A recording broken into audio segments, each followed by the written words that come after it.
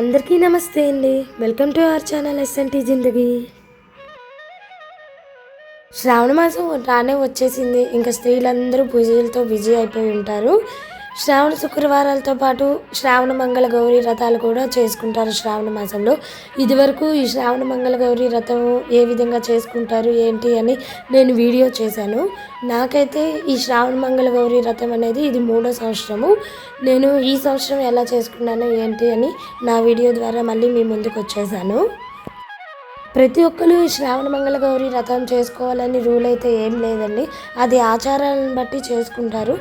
అంతే మన పూర్వతరాల వాళ్ళు మన ఇంట్లో చేసినట్లయితే మనం ఖచ్చితంగా చేయాలి, లేకపోతే చేయాల్సిన అవసరం లేదు. తర్వాత ఇది కూడా ప్రతి సంవత్సరము వరలక్ష్మి వ్రతం చేసినట్టుగా చేయాల్సిన అవసరం ఉండదండి.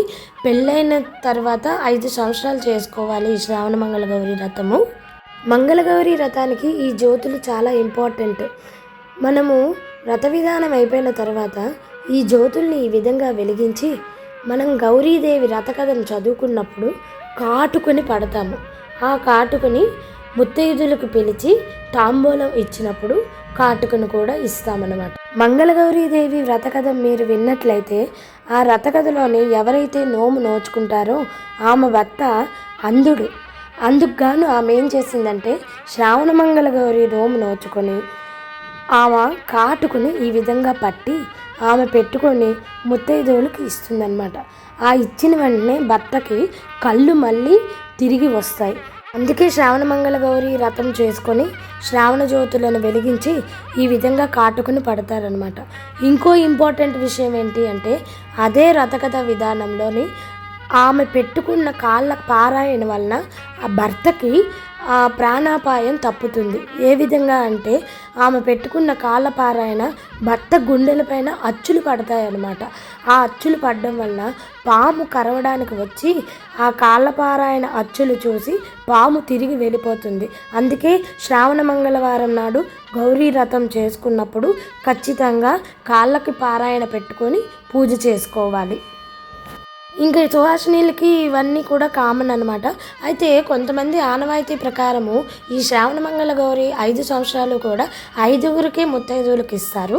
మాకేంటంటే మా ప్రాంతీయ ఆనవాయితీ ప్రకారము మాకు 5 సంవత్సరాలు కూడా 5గురు చొప్పున పెరుగుతారు. మొదటి సంవత్సరం 5గురు, రెండవ సంవత్సరం 10 మంది, ఈ విధంగా 5వ సంవత్సరం 25 మంది ముత్తైదువులు పెరుగుతారు. ముత్తైదువులు ఎలా పెరుగుతారో జ్యోతుల్ని కూడా అలాగే పెంచుకోవాలండి.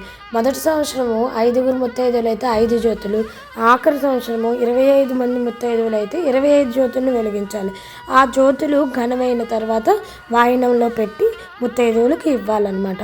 వాయినంలో ఏమిటేమిటి ఇవ్వాలంటే కొంతమంది స్పెషల్ ఇస్తారు, మొక్క పెసలు, కొంతమంది శనగలు ఇచ్చుకుంటారు. ఎవరికి ఎలా నచ్చితే అలాగా శనగలు, ఆకు, వక్క, తాంబూలము ఎవరికి ఏ శక్తి కొలది ఎలా ఇచ్చుకోవాలంటే అలా ఇచ్చుకోవాలి.